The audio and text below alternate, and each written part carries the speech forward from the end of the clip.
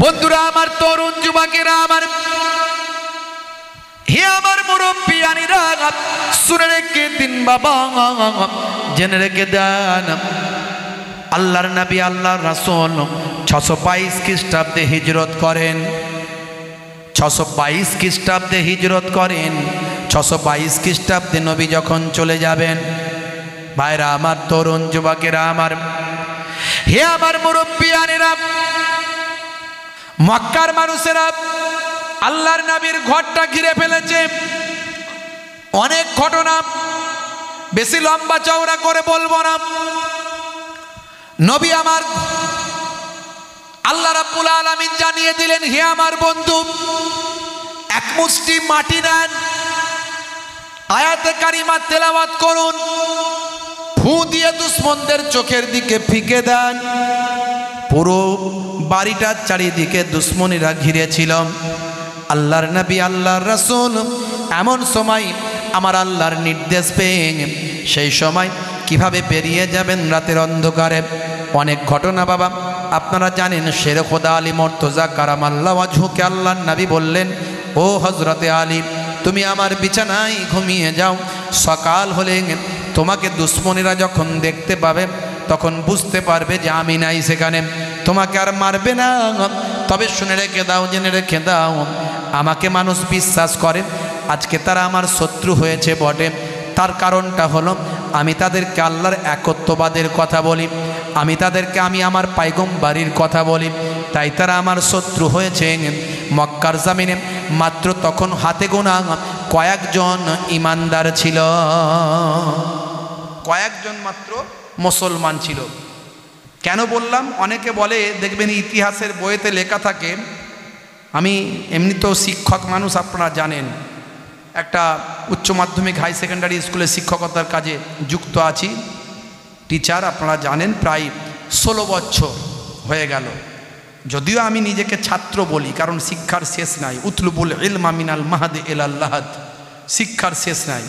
তো যাই হোক, তা আজকে আমি ছাত্রদেরকে পড়াচ্ছিলাম বিভিন্ন কম্পেয়ার করে বিভিন্ন রিলিজিয়াসের উপরে একটা চ্যাপ্টার। সেখানে পড়াতে গিয়ে যেমন ভাই আমার অন্য সম্প্রদায়ের, হিন্দু সম্প্রদায়, আপনার খ্রিস্টান সম্প্রদায়, শিখ সম্প্রদায়, সেখান থেকে ইসলাম সম্প্রদায়ের কথা বলা হয়েছে। ইসলামের প্রবর্তক কে? অ্যান্সারে লেখা হয়েছে মুহাম্মদ সাল্লাল্লাহু আলাইহি সাল্লাম। ইসলাম মুহাম্মদ সাল্লাল্লাহু আলাইহি সাল্লামের দ্বারাই কমপ্লিট হয়েছে, কিন্তু ইসলাম এসেছে বাবা আদম আলাইহিস সালাতু ওয়াস সালাম থেকে। আদম নবী ছিলেন মুসলিম, কোরআন মাজিদ পড়ুন। অন্যান্য নবীরা, ইব্রাহিম নবী বলেছেন আল্লাহ আমাকে মুসলিমের অন্তর্ভুক্ত করুন, ঈসা নবী বলেছেন আমাকে মুসলমানের অন্তর্ভুক্ত করুন। প্রত্যেকটা নবী ছিলেন মুসলিম, যারা আল্লাহর ওয়াহদানিয়াত মানে। লা ইলাহা ইল্লাল্লাহ ঈসা রূহুল্লাহ, লা ইলাহা ইল্লাল্লাহ মুসা কালিমুল্লাহ, লা ইলাহা ইল্লাল্লাহ দাউদ খলিফাতুল্লাহ, লা ইলাহা ইল্লাল্লাহ আদম সাফিউল্লাহ, লা ইলাহা ইল্লাল্লাহ হযরতে মুসা কালিমুল্লাহ। আর আপনার আমার দয়ার নবীর ক্ষেত্রে লা ইলাহা ইল্লাল্লাহ মুহাম্মাদুর রাসূলুল্লাহ। কি বলতে হয়? সাল্লাল্লাহু আলাইহি ওয়াসাল্লাম। আমার আপনার নবী আল্লাহ কি মর্যাদা দিলেন। খালি কিছু মানুষ বলে নবী আমাদের মতো মানুষ। আরে নবীর নাম আল্লাহর কালেমার সঙ্গে, আল্লাহর নামের সঙ্গে নবীর নাম। বাংলাদেশের এক বক্তা বলছে একসঙ্গে লা ইলাহা ইল্লাল্লাহু মুহাম্মাদুর রাসূলুল্লাহ লেখা যাবে না। কেন? বলছে আল্লাহর সঙ্গে নবীর নাম পাশাপাশি লিখলে নাকি সেরেক হয়ে যাবে। দেখেছেন, আল্লাহ বলছে আমি লিখছি, সেরেক হবে না। এ বড় পণ্ডিত বেরিয়েছে। এই অতিরিক্ত নিজে থেকে পাণ্ডিত্য, একে কি বলে বলেন তো? বাংলায় একটা কি পাকা বলে, আমি সেটা বলছি না, ভাষা খারাপ করব না। হ্যাঁ, কি পাকা বলে, এরা হচ্ছে হেঁচোর পাকা। আপনারা হয়তো অন্য কিছু ভাবছিলেন, না না, ভাবতে হবে না। হ্যাঁ, হেঁচোর পাকা, অতিরঞ্জিত, মোবালেগা, আরবিতে বলে মোবালেগা, অতিরঞ্জিত করা। বুঝতে পারছি? আল্লাহ বলছে আমার নামের সঙ্গে নবীর নাম দিয়েছি। আজান কার জন্য? নামাজের জন্য। সেই আজানে আশহাদু আন্না মুহাম্মাদার রাসূলুল্লাহ আছে না নাই? আজান দিচ্ছেন নামাজের জন্য, নামাজ পড়বে আসো, নামাজ পড়বে আসো। শুধু এটুকু বললেই তো হতো। এখানে বলতে বলছেন, আল্লাহ বলছেন বলো আমি সাক্ষী দিচ্ছি মুহাম্মদ মুস্তাফা আল্লাহর রাসূল। আজানে পর্যন্ত আল্লাহ বলছে আমার নবীকে ডাকো, আমার নবীর নাম নাও। নামাজটা আল্লাহর জন্য। সেই নামাজে আপনি আত্তায়াত পড়ছেন, তাশাহুদে বসেছেন, আত্তাহিয়াতু লিল্লাহি ওয়াস সালাওয়াতুত তাইয়্যিবাত, আসসালামু আলাইকা ইয়া আইয়ুহান নবী আছে না নাই? আশহাদু আন্না মুহাম্মাদার রাসূলুল্লাহ আছে না নাই? তাশাহুদের মধ্যে আমার নবীকে আপনি ডাকছেন, অথচ নামাজটা হলো আল্লাহর জন্য, আজানটা হলো নামাজের জন্য। আজানে আছে 50টা অক্ষর, আজানে আছে 50টা অক্ষর। ভাই আমার, এই নামাজ পড়লে 50 ওয়াক্ত নামাজের পড়ার সওয়াব আল্লাহ দেন। আজানে আছে 17টা ভাই আমার শব্দ। যদি আজানে নামাজটা আপনি পড়েন 17 রাকাত ফরজ নামাজের সওয়াব আপনি পেয়ে যান। 17টা শব্দ দিয়ে বোঝানো হয়েছে 17 রাকাত ফরজ নামাজ, 50টা অক্ষর দিয়ে বোঝানো হয়েছে 50 ওয়াক্ত নামাজের আপনি ফজিলাত। হে তরুণ যুবকেরা, হে আমার মুরব্বিয়ানেরা, সেই আজান যখন দেওয়া হবে, আজানের জবাবটা দিতে হবে। এর আগে আমি বলেছি আজান দিলে অনেকে মাথায় কাপড় দেয়, মহিলারা এই আজান দিচ্ছে শুনতে পাচ্ছি মাথায় কাপড় দিয়ে দিল, যেন আজান দিলে কাপড় দেওয়াটাই কাজ। আর ছেলেরা মোবাইল ঘাঁটছে, মোবাইল চালাচ্ছে, ফ্রি ফায়ার পাবজি খেলছে, হ্যাঁ অনলাইন গেম খেলছে, এই আওয়াজটা কমারে শুনতে পাচ্ছিস না, ঢিডি করছিল বলে আজান দিচ্ছে, সাউন্ড কমে, ওটা ব্যাস শেষ। আসলে তা নয়। মুসলিম শরীফের হাদিসের মধ্যে এসেছে আজান যখন শুনবে দুনিয়ার কথাবার্তা বন্ধ করে দেবে। আজান যখন শুনবে আজানের জবাবটা তুমি দেবে, আজানে যা বলা হয়েছে তুমি সেটা বলবে। শুধু হাইয়া আলাস সালাহ হাইয়া আলাল ফালাহ যখন বলবে তখন বলবে লা হাওলা ওয়ালা কুওয়াতা ইল্লা বিল্লাহ। বাকি আজানে যা বলা হয়েছে তুমি তা বলবে। যদি এটা বলতে পারো, আজানের জবাবটা যদি দিতে পারো, দুনিয়ার সমস্ত কথা যদি বন্ধ রাখতে পারো, দয়ার নবী বলেন, আমার আল্লাহ বলেন, দয়ার নবী বলছেন ফাদখালাল জান্নাহ, তাকে আল্লাহ জান্নাত দান করে দেবে। হে তরুণ যুবকেরা, কথায় কথা বেড়ে যাচ্ছে। দয়ার নবীর আখলাক চরিত্রকে নিয়ে আমাদের গবেষণা করতে হবে। সেই দয়ার নবীকে নিয়ে আপনি বিভাজন করবেন না। মিলাদ চলবে কি চলবে না? ঈদ মানে হলো খুশি, মিলাদ মানে জন্ম। আপনার ছেলের জন্মে যদি আপনি খুশি হন আর নবীর জন্মে খুশি হবে না এমন কেউ হতে পারে নাকি? একমাত্র নবীর জন্মে খুশি হয় না, সেটা হলো একজন, তার নাম হলো ইবলিস, শয়তান। আজ থেকে 10-20 বছর আগেও এমন পৃথিবীর জমিনে কোনো মুসলমান ছিল না যে নবীর জন্মে খুশি হবে না। এখন কিছু ইবলিসের চাচতো ভাই ফুফুতো ভাই বেরিয়েছে, তারা বলছে মিলাদুন নবীতে খুশি হওয়া যাবে না। যারা অতিরঞ্জিত করে, ডিজে বাজায়, গান করে, নাচাকুদা করে, শিরক করে, ওগুলোকে তুমি খারাপ বলো, কিন্তু ওইটাকে খারাপ বলতে গিয়ে তুমি ভালোকে খারাপ বলে দিও না। তুমি ভালোকে খারাপ বলে দিও না, জীবন বরবাদ হয়ে যাবে। নবীর জন্মের কথা আল্লাহ কোরআনে বলেছেন, সূরা বাকারা আয়াত নাম্বার 129। ইব্রাহিম নবীর আল্লাহর কাছে দোয়া চেয়েছেন, আল্লাহ একজন রাসূল পাঠান, রব্বানা ওয়াবাআস ফীহিম রাসূলাম মিনহুম ইয়াতলু আলাইহিম আয়াতিকা ওয়া ইউআল্লিমুহুমুল কিতাবা ওয়াল হিকমা ওয়া ইউযাক্কিহিম। আমি এর আগে বলেছি, নতুন করার এসব আলোচনা করতে গেলে সময় চলে যাবে, আমি বলবো না। আল্লাহ একজন নবী পাঠান, পাইগম্বার পাঠান, অনেক ব্যাখ্যা আছে, মানে আছে, অর্থ আছে, যাচ্ছি না। দয়ার নবী বলছেন, যে নবীর জন্য, যে রাসূলের আগমনের জন্য, যে নবীর মিলাদের জন্য, জন্মের জন্য ইব্রাহিম নবী দোয়া চেয়েছেন, সেই নবী হলাম আমি আখেরি জামানার পাইগম্বার। আরো পরিষ্কার করে সূরা সাফ আয়াত নাম্বার হলো 6, এখানে হযরতে ঈসা রুহুল্লাহ তার কওমের কাছে, জাতির কাছে সুসংবাদ দিয়েছিলেন একজন পাইগম্বারের। অমুবাশশিরাম বিরাসূলিন, একজন রাসূলের সুসংবাদ দিলেন, দিয়ে বললেন শোনো হে আমার কওম, শুনে রেখে দাও, ইয়াতি মিন বাদ ইসমুহু আহমদ, আমার পরে একজন নবী আসবেন, নবীর জন্ম হবে, তিনি হলেন, তার নাম হলো আহমদ। তাহলে কোরআন মাজিদ খুলুন, আমাদের নবীর জন্মের কথা আছে। জন্ম মানে মিলাদ, মিলাদের কথা আছে। আর আপনি বলছেন মিলাদ পেলে কোথায়? যতই আমি কোরআনের কথা বলি আপনি বলবেন যে সাহাবীরা কেমন করেছেন, সাহাবীরাও মিলাদ করেছেন নাকি? সেদিন আমাকে একজন জিজ্ঞাসা করে, আরে ভাই সাহাবীরা তো করেছেন, তো তুমি আল্লাহর কোরআন যেখানে বলছি সেখানে মানছো না, আর সাহাবীরা করেছেন বললে তুমি মানবে? আমার মোবাইলে সব রাখা আছে, ডকুমেন্টস নিয়ে আমরা কথা বলি, কিন্তু ঝগড়া করতে আসি না। ঝগড়া করলে তো অশান্তি বাড়বে, চাচাই চাচাই লড়াই করবো নাকি বাইতুল মুকাররমের মসজিদের মতো? ফাইসালা হবে ওতে, তুমিও কাঁচ ভাঙবে আমিও কাঁচ ভাঙবো, মাঝখান থেকে হবে কি? কিছুই হবে না।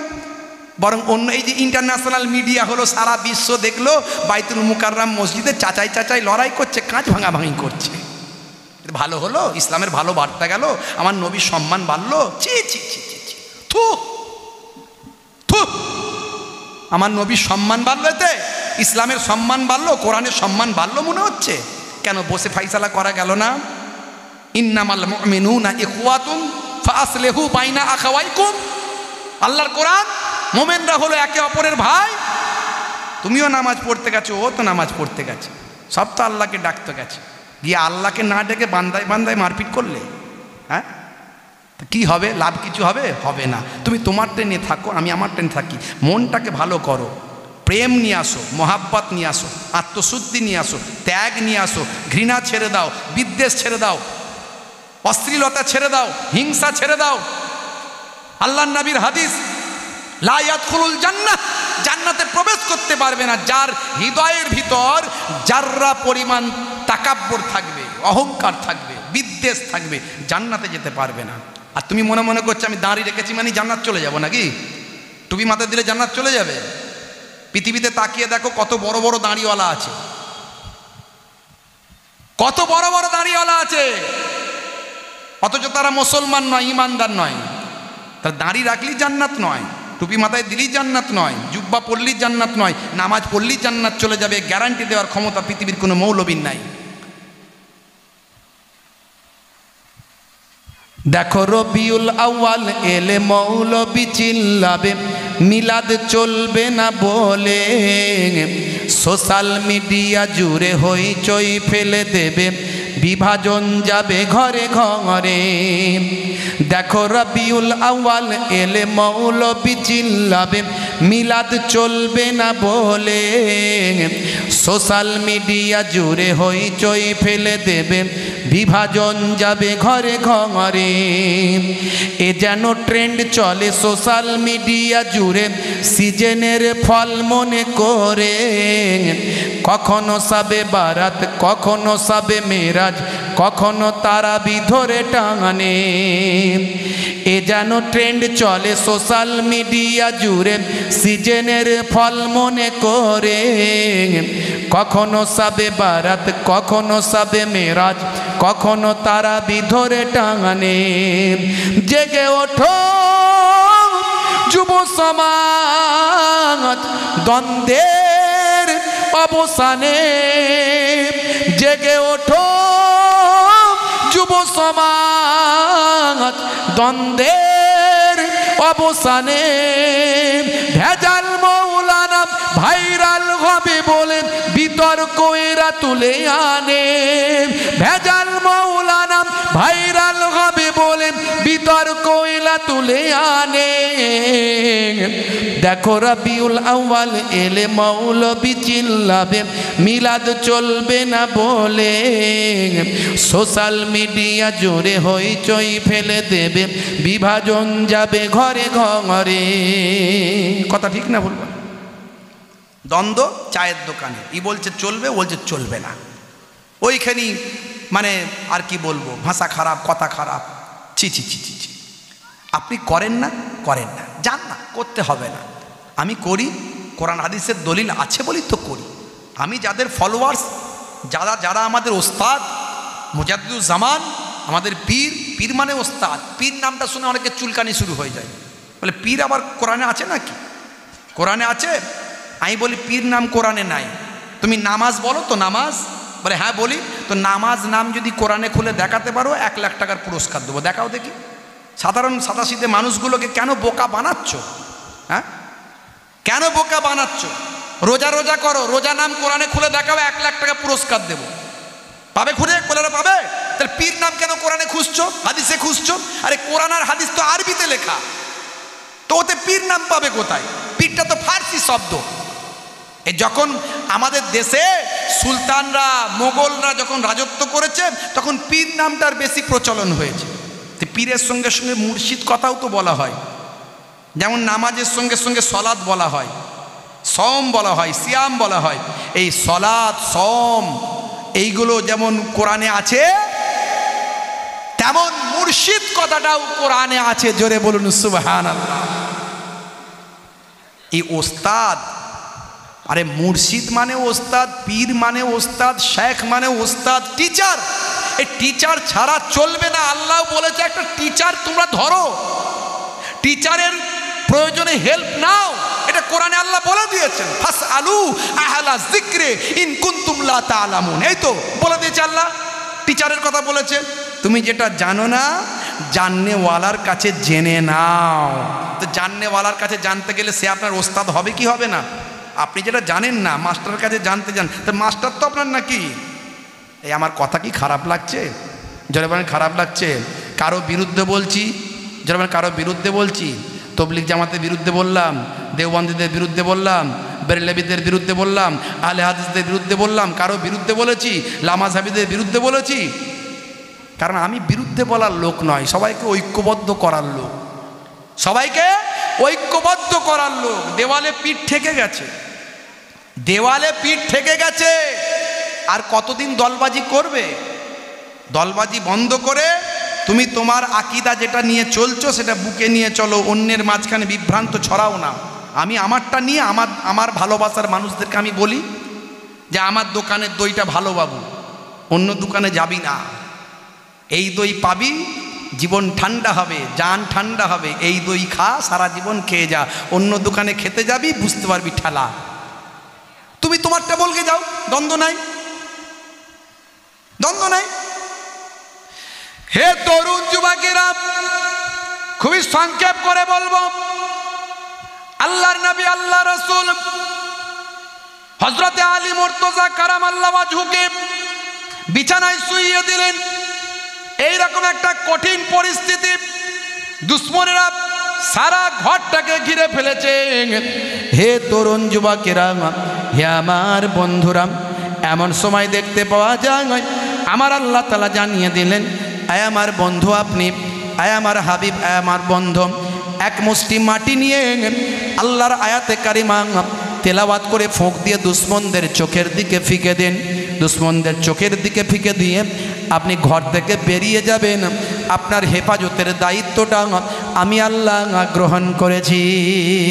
হে তরুণ যুবকেরা, এই রকম কঠিন পরিস্থিতিতে হযরতে দয়ার নবী, আখিরি জামানার পয়গম্বর কি আখলাক, কি চরিত্রটা দেখিয়েছেন একবার ভাবুন।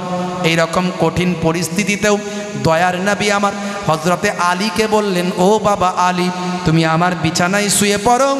আর শুনে রেখে দাও, মক্কার কুরাইশদের সঙ্গে আমার কোনো দ্বন্দ্ব ছিল না। তারা ছোটবেলা থেকেই আমাকে ভালোবাসে, মহাব্বত করে, প্যার করে। জীবনে আমি কোনোদিন মিথ্যা কথা বলি না, জীবনে আমি কাউকে মারি না, কাউকে গালি দিই না, জীবনে আমি কারো আত্মসাৎ করি না, কারো প্রাণে ব্যথা দিই না, কষ্ট দিই না। মক্কার মানুষেরা আমাকে ভালোবাসে, মহাব্বত করে, এমনকি তারা আমাকে মহাসত্যবাদী, মহাবিশ্বাসী বলে আমাকে অভিহিত করেছেন। আল আমিন বলেছেন, গরিবের অনেক সম্পদ আমার কাছে রাখতে দিয়েছে। এরকম কঠিন পরিস্থিতি মক্কার মানুষ, মাইট ইজ রাইট, জোজ্জার মূল্যক তার, মারপিট, দাঙ্গা হাঙ্গামায় মানুষ মেতে থাকে। একটা যুদ্ধ চলে, 40 বছর ধরে যুদ্ধ স্থায়ী থাকে। সেই সময় একজন মানুষের হত্যার কারণে 100 জন মানুষকে তারা হত্যা করে বদলা নেয়। এই রকম কঠিন পরিস্থিতিতে মক্কার মানুষ তখন, যে সময় মানুষ ভাই আমার হত্যা করে গর্ববোধ করত, যে সময় মানুষ ভাই আমার খুন করে গণধর্ষণ করে গর্ববোধ করত, সেই সময়তেও মক্কার মানুষ, অসহায় দরিদ্র মানুষেরা দয়ার নবীকে মহা আমানতদার মনে করে দয়ার নবীর কাছে আমানত হিসাবে তাদের গচ্ছিত সম্পদ রাখতে দিয়েছিল। জোরে হবে না? জোরে হবে না? আজকে আপনি টাকা ধার দেন না কাউকে, যতই প্রাণের বন্ধু দিয়ে দেখুন, ভাই বিপদে পড়েছি 5000 দে, চাইতে যখন যাবেন মনটা খারাপ হয়ে যাবে। 100 জনকে ধার দিলে 70 জন ঠিক টাইমে দেবে না, 70 জন ঠিক টাইমে দেবে না, আর তার মাঝে আবার দেখা যাবে কিছু জন টাকা নিয়ে টাকা ফেরতই দেবে না, অশান্তি ঝগড়া তৈরি হয়ে যাবে। দেখবেন আমানতের খেয়ানত, কথায় কথায় মিথ্যা। এই মোবাইল এসে এত মিথ্যা কথা বেড়ে গেছে, দেখবেন ফোন করছেন টাকা পাবেন, আপনি টাকা পাবেন, ধার দিয়েছেন, ফোন করছেন, ভাই কোথায় আছো? আছে ফিফাই, আছে ফিফাই, বলছে আমি শিয়ালদায়। হ্যালো কোথায় আছো ভাই? ঘরে ঘুমিয়ে আছে ফিফাই। ভাই ঘরে যাব নাকি, টাকাটা দেবে একটু, খুব অসুবিধা হয়েছে, অনেক দিন তো হয়ে গেল, একটু দাও না টাকাটা, অন্তত কিছু দাও। কোথায় আছো ভাই? বলছে আর বলিস না ভাই, আমি তো আছি শিয়ালদায়, অথচ সে ফিফাতে এসে ঘুমাচ্ছে, ফিফাই ঘুমাচ্ছে আর বলছে শিয়ালদায়। মিথ্যা এত বেড়ে গেছে, এত মিথ্যা বেড়ে গেছে। আমানতের খিয়ানত।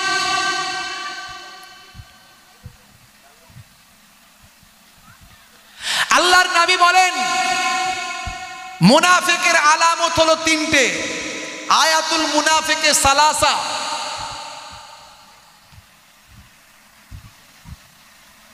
এজা হাদ্দাসা কাযাবা, যখন কথা বলবে মিথ্যা কথা বলবে, ওয়াইজা ওয়াদা আখলাফা, ওয়াদা করলে খিলাফ করবে। বলে চিন্তা করো না, আমি কালকেই যাচ্ছি তোমার ওখানে, কত কাল পার হয়ে গেল তার কোনো হোঁশই নাই। সেই যে কথা দিল, তার ভ্রুক্ষেপই নাই, এরকম কত কথা দেয়।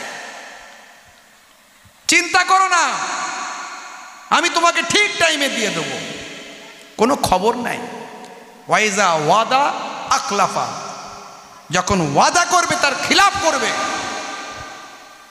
ওয়াইজা উতুমিনা খানা, এবং আমানতের খেয়ানত করবে।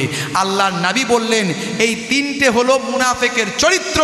যার মধ্যে এই চরিত্রের একটা থাকবে, নিশ্চিন্তে তাকে মুনাফিক ধরে নিতে পারো। কিন্তু মুনাফিককে মুনাফিক বললে ঝগড়া হবে না? হবে না। মুখের সামনে বলার দরকার নেই, মনে মনে বুঝে নিও যে বেটা মুনাফিক, অন্যদিন আর এর সঙ্গে মিশলে হবে না, দূরে থাকো। হে তরুণ যুবকেরা, হে আমার বন্ধুরা, শুনে রেখে দিন বাবা, জেনে রেখে দেন। হে মুসলমান একটু লক্ষ্য করুন, তরুণ যুবকেরা একটু খেয়াল করুন। আল্লাহর নবী হযরতে আলী মুর্তজাকে বললেন, বাবা আলী, সকালবেলা যারা আমার কাছে আমানতগুলো রেখেছেন তাদেরকে তুমি ঠিক করে বুঝিয়ে দিও, এটা হলো আমুকের আমানত, ওটা হলো আমুকের আমানত। এই সমস্ত আমানতগুলো বুঝিয়ে দেওয়ার পরে তুমি মদিনার দিকে রওনা দেবে। আমি রাতের অন্ধকারে আল্লাহর নির্দেশে চলে যাচ্ছি, তুমি সকালবেলা সব ঠিকঠাক বুঝিয়ে দিয়ে তারপর তুমি রওনা দেবে। কারণ আমি নবী এই বিপদের সময়তেও কারো আমানতের খেয়ানত করতে পারি না। দরজায় বিপদ, দুশ্মনেরা দাঁড়িয়ে আছে গোল হয়ে, বেরোলি মেরে ফেলবে। আরবের লোকেদের একটা অভ্যাস ছিল, দুটো জিনিস তাদের খুব ভালো ছিল। একটা হলো পেছন থেকে কাউকে মারতো না, যা হবে সামনাসামনি লড়াই, বলে কয়ে মারপিট হবে, এটা তারা বীরত্ব মনে করত। যেটা এখনও মুসলমানদের রক্তে একটু মিশে আছে। যেখানে কেউ মারপিটে যাবে না সেখানে মুসলমান বলে হাম কিসি সে কম নেই, আছে না নাই দেখবেন। ওই জন্য সমস্ত দলের নেতারা কিছু মুসলমান ঠ্যাঙারে বাহিনীকে সবসময় সামনে রেখে দেয়। তোরা আছিস, আমার চিন্তা কিসের? খালি মাঝে মাঝে ফোলায় আর চা খাওয়ায়, মাঝে মাঝে কত লাগবে বল না, দিয়ে দিচ্ছি। ওই সব ঠ্যাঙারে বাহিনীগুলো সামনে রেডি হয়ে আছে, দাদা কি করতে হবে বলো, কাকে পিটতে হবে, বুঝতে পারছেন? আমি কারো নাম বলছি না, কোনো দলের বিরুদ্ধে পক্ষে বিপক্ষে বলছি না। সেই রক্তর এখনো আমাদের গায়ে বইছে। এরা জীবন দিতে বেশিক্ষণ পরোয়া করে না, দেখবেন এই জন্য বেশি তাকিয়ে দেখুন মুসলমান মরছে, সংখ্যায় কম হলেও মরছে এরা বেশি, কারণ ভাবনা চিন্তা করে পা ফেলে না। নিশ্চয় মৃত্যুবরণ করুন, আল্লাহ এবং রাসূলের জন্য মরুন, মরলেই জান্নাত পেয়ে যাবেন। কিন্তু আপনি যেখানে মৃত্যুটা বরণ করছেন, সেটা কিভাবে মৃত্যু বরণ করছেন একবার ভাবুন। যে মৃত্যুটার কারণে জান্নাত পাবেন না জাহান্নাম পাবেন, চিন্তা করে মরুন। আপনি মরতে বারণ করছি না। বন্ধুরা আমার, তরুণ যুবকেরা আমার, মুরব্বিয়ানেরা আমার, আল্লাহর নবী এই রকম কঠিন পরিস্থিতিতেও আমানতের খেয়ানত করলেন না। হে তরুণ যুবকেরা, এখান থেকে আমরা একটা জ্ঞান লাভ করি, শিক্ষা লাভ করি। দয়ার নবী বিপদের সময়তেও কারো আমানত নষ্ট করেননি। হে জওয়ান যুবকেরা, আল্লাহর নবী আল্লাহর রাসূল যখন বেরিয়ে চলে গেলেন, অনেক ঘটনা, হিজরতের ঘটনা। 622 খ্রিস্টাব্দ এই বছরই দয়ার নবী হিজরত করেছিলেন। ইতিহাসের পাতায় আপনি পড়েছেন, হিজরত মানে হলো দেশত্যাগ। এই হিজরত থেকে হিজরি সন শুরু হয়েছে, আরবিতে একটা বছর শুরু হয়ে গেছে যার নাম হলো হিজরি বছর। হে তরুণ যুবকেরা, হে আমার মুরব্বিয়ানেরা, 500 ভাই আমার 622 খ্রিস্টাব্দ থেকে প্রথম হিজরি গণনা শুরু হয়েছে। আল্লাহর নবী বেরিয়ে চলে যাবেন, অনেক ঘটনা, সেসব ঘটনায় যাচ্ছি না। দয়ার নবীর কাছে আল্লাহ কোরআন মাজিদের আয়াতে কারিমা নাজিল করে জানিয়ে দিলেন, আমা রামাইতা ইজ রামাইতা ওয়ালাকিন্নাল্লাহ রামা। জোরে হবে না? আরে জোরে হবে না? আমা রামাইতা ইজ রামাইতা ওয়ালাকিন্নাল্লাহ রামা। আপনি ফেকেননি। কত সুন্দর কথা আল্লাহর কোরআন। দেখুন, আল্লাহর কোরআন নিয়ে যারা গবেষণা করেছে তারা অবাক হয়েছে। কি ছন্দ! কোরআনকে কবিরা কবিতার আকারে দেখেছে, কেউ বলছে ছন্দের কেতাব, কবিতা। আবার যে ঐতিহাসিক, সে তার হিস্ট্রি হিসাবে দেখেছে, কি ইতিহাস। আবার যে ফিলোসফার, সে তার দার্শনিক দৃষ্টিভঙ্গিতে বলছে, কি দর্শন এখানে। যে যে অ্যাঙ্গেল থেকে ভেবেছে কোরআন, দেখুন কত সুন্দর কোরআনের রূপকথা, কোরআন মাজিদের কি সুন্দর উপমা ভঙ্গিমা। আল্লাহ প্রথমেই বলছেন, আপনি ফেকেননি। ওয়ামা রামাইতা, মা এখানে নেগেটিভ না, রামাইতা যখন তুমি ফিকেছিলে, আপনি যখন ফিকেছিলেন। দয়ার নবীর ক্ষেত্রে কথা বলবেন সম্মান দিয়ে বলবেন, আদব। ইসলামের বড় ব্যাপার হলো আদব। বিয়াদব আল্লাহর রহমত থেকে মাহরুম। অনেকে দেখবেন বিয়াদবি করে, বাপকে মানে না, মাকে মানে না, বাপের সঙ্গে মায়ের সঙ্গে তর্ক করে, আছে না নাই? হ্যাঁ, বড় ভাইকে সম্মান দেয় না, পাড়া প্রতিবেশী গুরুজন বয়স্ক মানুষদের তাচ্ছিল্য করে। এ দেখছেন না, একটা মাওলানা সাহেব বাংলাদেশে ভাইরাল হয়েছে, একজন বয়স্ক মানুষ, তাদেরকে তো মুরব্বি বলে, কথা ঠিক না ভুল? সে এখন বেচারা পেচ্ছাপ পেয়েছে, উঠেছে, এখন তাকে বলেছে মুরব্বি মুরব্বি। যেই বলেছে ওইটাকে এক ইউটিউবার, আমি আগেই বলছিলাম না, ওটাকে একটা ইউটিউবার কেটে নিয়েছে, ওইটুকু মুরব্বি মুরব্বি। ওইটা কি এমন বলেছে ভাই, এ তো সবাই বলে। ওইটাকে কেটে নিয়ে এমন করে অ্যাক্টিং ম্যাক্টিং করে ছেড়েছে, সারা বাংলাদেশ ভারতবর্ষ ভাইরাল, মুরব্বি মুরব্বি। কি রে ভাই, হ্যাঁ, মারাত্মক কথা। মানে আজকে মুরব্বি, বয়স্ক, মুরব্বি মানে কি বয়স্ক, সে বয়স্ক মানুষদেরকে নিয়ে তাচ্ছিল্য চলছে। ওটাকে না একটা তাচ্ছিল্য। আবার মুরব্বি মুরব্বি গান বেরিয়েছে, গান বেরিয়ে, হ্যাঁ ঠিক ডাক ঠিক ডাক, মুরব্বি মুরব্বি ঠিক ডাক ঠিক ডাক। ছি ছি ছি ছি ছি ছি। আজকে ইসলামের বিষয়গুলোকে নিয়ে, মুসলমানদের বিষয়গুলোকে নিয়ে এক শ্রেণীর কুচক্রী যারা, তারা ইসলামকে ছোট করছে আমাদের অগোচরে, আমরা বুঝতে পারছি না। এই মুরব্বি শব্দটা কি হলো? কিছু বলছেন? কথা বলবেন না, ডিস্টার্ব করবেন না বাপ। যেটা বলার দরকার যদি মনে হয় ভাইয়ানের সঙ্গে বলবেন, আমি নেমে গেলে আমার কানে কানে বলেন, এটা ইসলামের তরিকা। আর না হলে যদি মনে হয় আমাকে এখনই উত্তর দিতে হবে, লিখে দেবেন। কথা ঠিক আছে? আমার যদি প্রয়োজন মনে করি আমি উত্তর দেবো। কথা বলে ডিস্টার্ব করবেন না, তাহলে আমাকে নিয়ে আসার দরকার নাই। আমি তো বিনা দাওয়াতে চলে আসিনি। আর দাওয়াত করে যদি আপনি ডিস্টার্ব করেন তাহলে বুঝতে হবে ইসলাম বিরুদ্ধ কাজ। কথা ঠিক না ভুল? বাপেরা আমার, বন্ধুরা আমার, তরুণ যুবকেরা আমার, আজকে ইসলামের বিষয়গুলোকে নিয়ে তাচ্ছিল্য হচ্ছে, আমরা সেগুলো বুঝতে পারছি না। এই যুবকেরা বুঝতে পারছে না, তরুণীরা বুঝতে পারছে না। আজকে মোবাইলে তারা গেম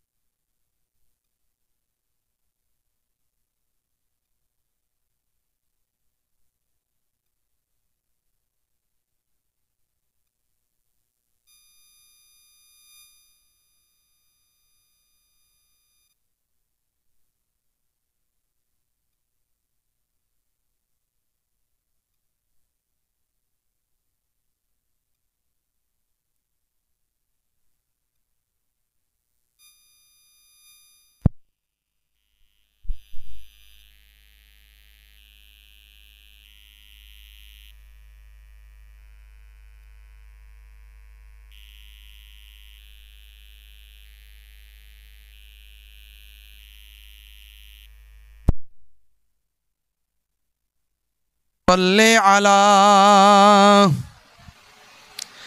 সাইয়্যিদিনা মাওলানা মুহাম্মদ ওয়া আলা আলিহি।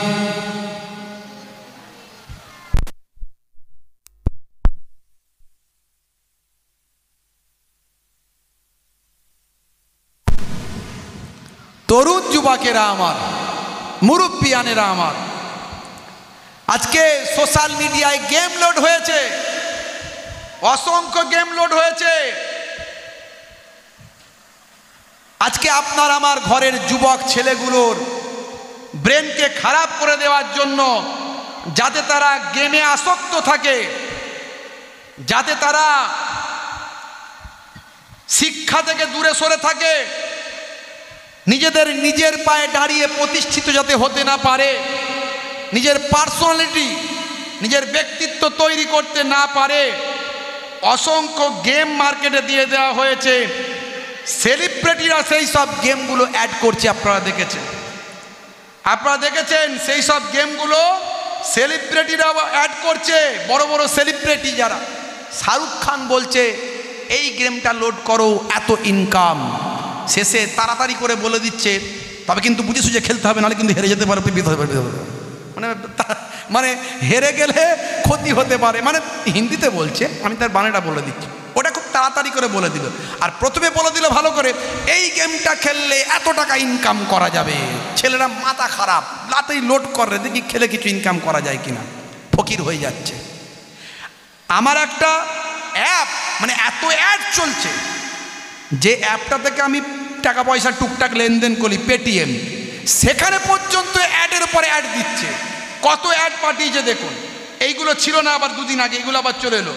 উইন আপ টু 50 crore, মানে জিতুন আপনি 50 কোটি।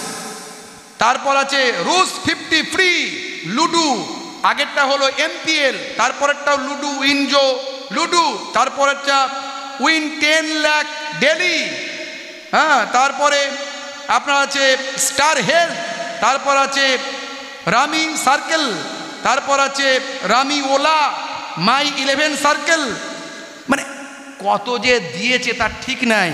এই সব পেয়ে ছেলেরা সারা দিন শুধু ভুঁ ভাঁ চ্যাঁ প্যাঁ, শুধু ওই মোবাইলই, শুধু ঘন্টার পর ঘন্টা মোবাইল হাত থেকে ছাড়ে নেই। পিতার অবাধ্য, মায়ের অবাধ্য, পড়াশোনা থেকে চ্যুত, কাজ কারবার করে না, ব্যবসা করে না, ব্রেন কাজ করে না, সময় নষ্ট, পয়সা নষ্ট, অর্থ নষ্ট, বুদ্ধি নষ্ট, দিমাগ নষ্ট, শিক্ষা নষ্ট, নামাজ নষ্ট, রোজা নষ্ট, সব ইবাদত নষ্ট।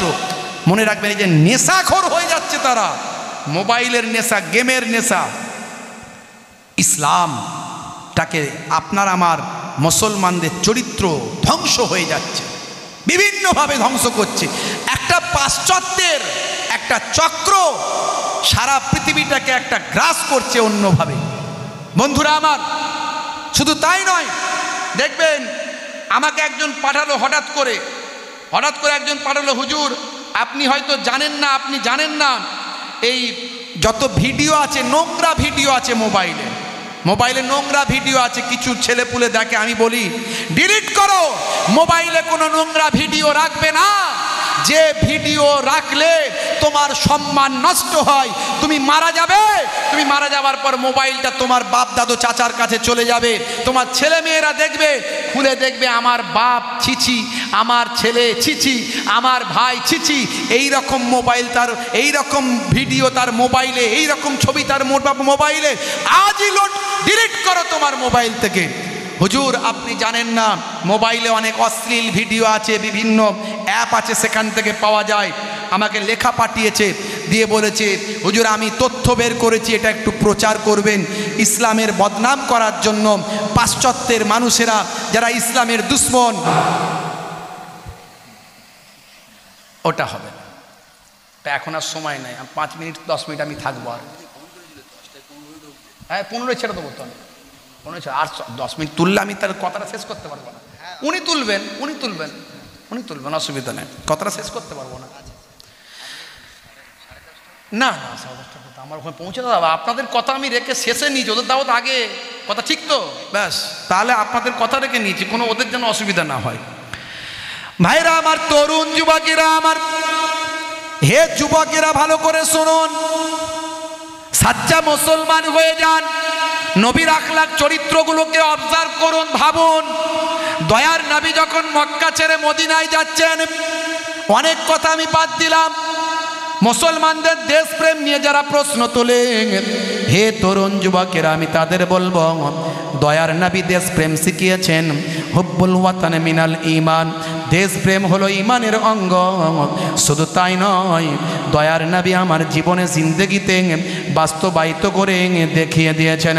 বন্ধুরা আমার, তরুণ যুবকেরা আমার, আল্লাহর নবী কাবা শরীফের সামনে দিয়ে যখন যাচ্ছিলেন, কাবা ঘরের সামনে দাঁড়িয়ে গেলেন, দাঁড়িয়ে গিয়ে বলছেন, হে কাবা, তোমার কাছে আমার থাকার বড্ড ইচ্ছা ছিল, কিন্তু তোমার দেশের মানুষেরা আমি নবীকে থাকতে দিল না।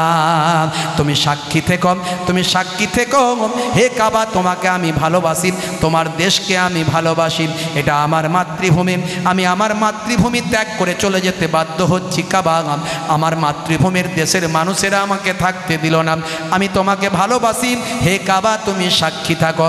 ভাইরা আমার, তরুণ যুবকেরা আমার, বন্ধুরা আমার, দয়ার নবী আমার দেশপ্রেম কেমন শিখিয়েছেন, অমুসলিম ভাইদের সঙ্গে কেমন ব্যবহার করতে শিখিয়েছেন। মদিনা শরীফে যখন গিয়েছিলেন, মদিনার মানুষগুলো ইহুদিদের পাড়ায় গিয়ে দয়ার নবী বললেন, হে ইহুদি ভাইরা, তোমরা যেন মনে করো না 7 সমুদ্র 13 নদী পার হয়ে আমি তোমাদের ধরে বেঁধে মুসলমান করব, না না, তোমারি মাযহাবি আজাদি রহেগি, তোমরা তোমাদের ধর্ম পালন করতে পারবে, পূর্ণ স্বাধীনতা রইল। মুলুককে হেফাজত কে লিয়ে হার কম শামিল রহেঙ্গে, দেশকে হেফাজতের জন্য আমরা জাতি ধর্ম বর্ণ নির্বিশেষে দেশের সেবাতে ঝাঁপিয়ে পড়ব। খুন কি ফিদিয়া বাদাস্তুর কায়েম রহেগা, আমার দলের মানুষ যদি তোমার দলের কোনো মানুষকে হত্যা করে দেয়, আমি আমার দলের মানুষকে দাঁড়িয়ে থেকে খুনের বদলে খুন, হত্যার বদলে হত্যা করে ন্যায় বিচার প্রতিষ্ঠা করব। এই হলো নবীর আখলাক, এই হলো নবীর চরিত্র।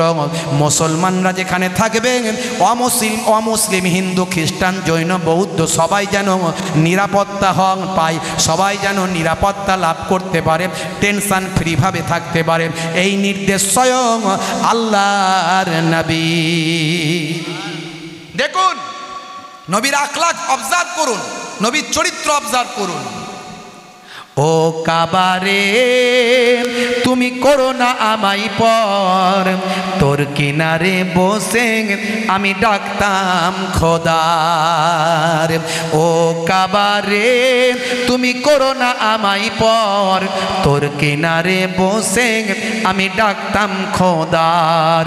বড় ব্যথা নিয়ে যাচ্ছি আমি চলে, বড় ব্যথা নিয়ে যাচ্ছি আমি চলে, তোমার দেশের মা লোকেরা করলো অত্যাচার। তুমি করো না আমায় পর, আমি ভালোবাসি তোমার।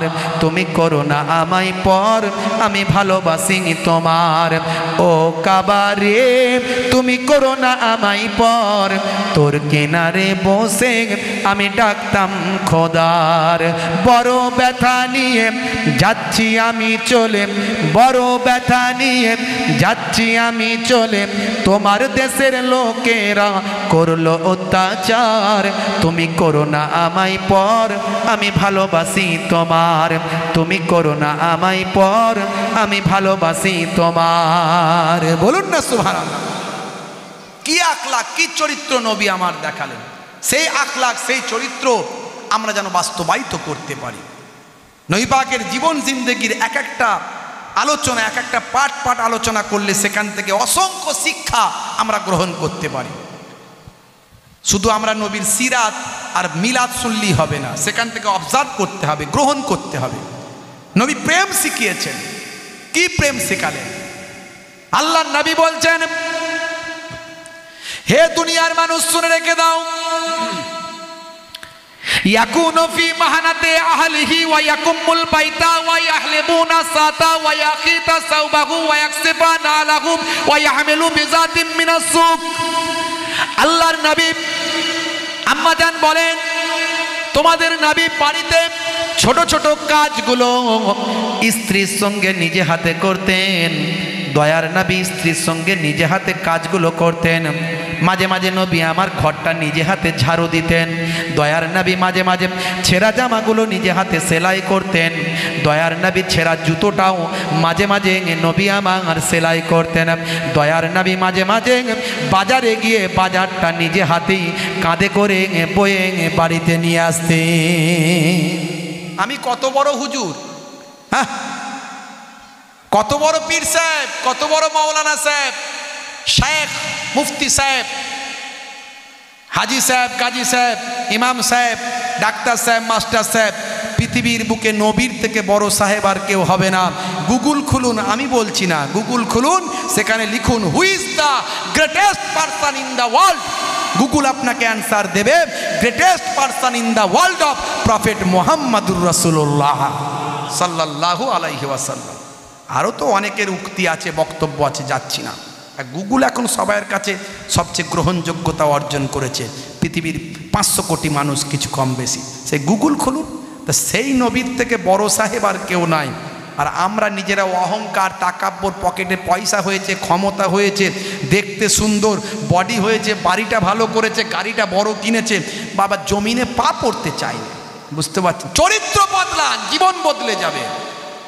চরিত্র বদলান, আখলাক বদলান, সমাজটা পাল্টে যাবে, সমাজটা সুন্দর হয়ে যাবে। অন্যকে খারাপ বলে লাভ নাই, নিজেকে দোষ দিন, আমি কতটা পাল্টাতে পেরেছি, আমার চরিত্র কোথায়। আজকে আমার একটু রাগ হয়েছিল, এই কমিটির ভাইরা আছে অনেকে, আমি কাউকে দুঃখ দিয়ে বলছি না, এটা শিক্ষার জন্য বলছি।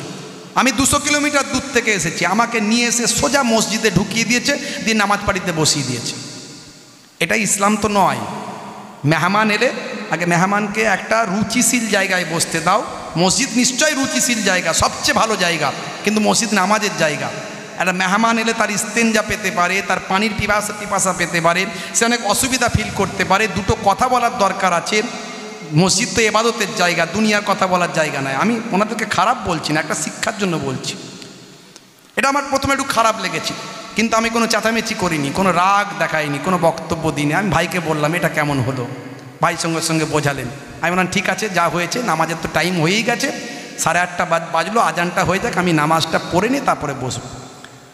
তো এই সব আখলাক, শুধু তাই নয়, আপনি মেহমানদারি, মেহমান এলে ভালো করে বুঝুন, মেহমান যখন খাবে, মেহমানের সঙ্গে আপনাকে খেতে হবে, মেজবানকে, এটাও নবীর নির্দেশ। কারণ মেহমান নিজে খেতে ইতস্তত বোধ করবে। কথা ঠিক আছে? ইতস্থিত বোধ করবে। ভাইরা আমার, তরুণ যুবকেরা আমার, মুরব্বিয়ানেরা আমার, মেহমান খেতে ইতস্তত বোধ করবে। আল্লাহর নবী বলছেন, তুমি যদি খেতে তোমার ইচ্ছা নাও যায়, খাবারটায় হাত দিয়ে নাড়ানাড়ি করো। অনেক সময় আমরা লোকেদেরকে বলি, আজকে ভাইদেরকে বলছিলাম আপনারা খান, অনেকে খেতে চাইছিল না। খান, আরে একসঙ্গে খাওয়াটা সুন্নত। ইমানদাররা যে কাজ করবে শুধু নবিয়ানা কাজটা করলেই সব লেখা থাকবে। জোরে বলুন সুবহানাল্লাহ। সব কাজেতেই সওয়াব পাবেন। ইসলামটা অনেক সুন্দর, কিন্তু আমরা জানি না। মেহমান এলে তার আগে কষ্ট দুঃখ কি অসুবিধা আছে সেটাকে আগে তোমাকে সামলাতে হবে, তার দুঃখ কষ্টটা দূর করতে হবে। ভাইরা আমাকে বললেন, হুজুর আমরা বুঝতে পারি না। হতেই পারে, মেবি হতেই পারে। তো ভাইরা খুব ভালো আপ্যায়ন করেছে, নিয়ে এসে অনেক খাবার দাবার দিয়েছেন। আমি শুধু চা খেয়েছি, আমি আর কিছু খাইনি, আমার খাওয়ার এনার্জি নেই এখন। তো যাই হোক ভাইরা আমার, তরুণ যুবকেরা আমার, তো নবীর আখলাকটাকে, আমার বলার উদ্দেশ্য এটাই যে নবিয়ানা আখলাকটাকে আমাদের অবজার্ভ করতে হবে, চরিত্রটাকে নিতে হবে। বেশি লম্বা চওড়া নয়, আর সময় নেব না। ভাইয়ের একটা গজল পেশ করার কথা বলেছে, তো ওটা বলবো না, অন্য একটা বলবো। ওটা তো পুরানো গজল, তোমরা শুনেছো। আমি একটা অন্য গজল বলি, 12ই রবিউল আউয়ালের গজলটা বলি, তোমরা শোনো একবার। দরুদ শরীফ আল্লাহুম্মা। টাইম হয়ে গেছে, তাহলে আপনি ধরবেন, আর কিছু করার নাই। আমার জলসা অন্য জায়গায় আছে। হ্যাঁ,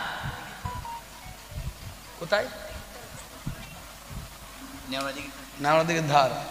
আমি পৌঁছে যাব না, এখানে বেরোতে অনেক সময় লাগবে। আপনি গাড়ি লাইন আলাদা, সব গাড়ির লাইন আলাদা। একবার দরুদ শরীফ আল্লাহুম্মা সাইয়্যিদিনা মাওলানা মুহাম্মদ ওয়া আলা আলিহি। নিয়ে আসুন।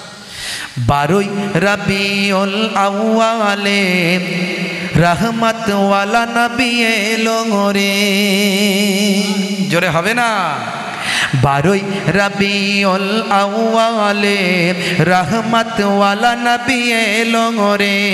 সাফাআতের তাজ পরে জামিনে বরকত ওয়ালা নবী এলো রে। এলো রে ভাই, এলো রে ভাই, এলো রে। কাউসার ওয়ালা নবী এলো রে।